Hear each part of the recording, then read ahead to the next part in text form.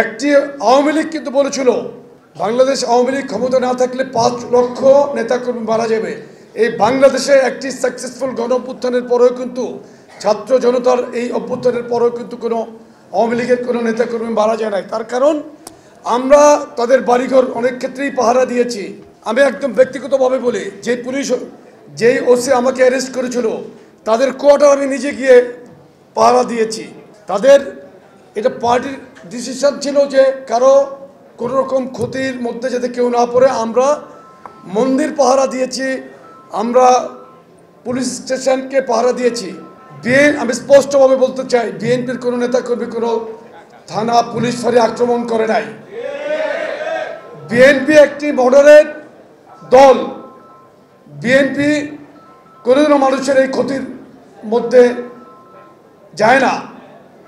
একটি 5ই আগস্টের ঘটনা বলে পর্যালোচনা করলে পরে জানা যাবে কার কী ভূমিকা ছিল। আমি দ্ব্যর্থহীনভাবে বলতে চাই, বিএনপি নেতা কর্মী কোনো নাশকতামূলক কার্যকলাপের সাথে জড়িত না। আমরা রাজপথে ছিলাম, আন্দোলন করেছি, মিছিল করেছি, নির্যাতিত হয়েছি। আমরা রাজনৈতিক ভাষায় গণতান্ত্রিক পন্থায় কিন্তু আন্দোলন করেছি। বিএনপি একমাত্র দল যে দলটি প্রকাশ্যেই ছাত্র জনতার আন্দোলনে সমর্থন দিয়েছিল, প্রথম থেকে দিয়েছিল না, এবং অন্যান্য দলকে এক দফার আন্দোলনে যোগ দেওয়ার জন্য দেশনায়ক তারেক রহমান আহ্বান করেছিল।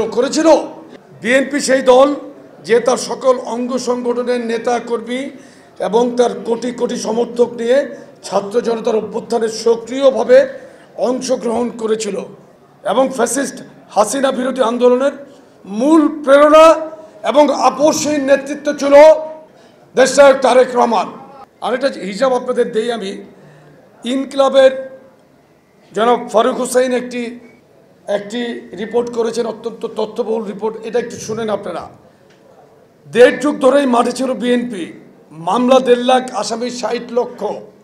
হত্যা, বিএনপির নেতাকর্মী হত্যা হয়েছিল 1551 জন।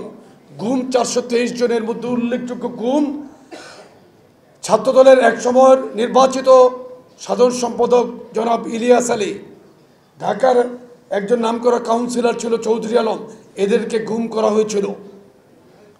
ছাত্র জনতার আন্দোলনে শহীদ হয়েছে বিএনপির 157 জন। এর মধ্যে যুবদলের 40 জনের উপর যুবদলের নেতাকর্মী শহীদ হয়েছে। এই 15.5 বছরের ফ্যাসিস্ট আওয়ামী সরকারের অত্যাচারে ঘর বাড়ি ব্যবসা প্রতিষ্ঠান হারিয়ে নিঃস্ব হয়েছে অসংখ্য নেতাকর্মী।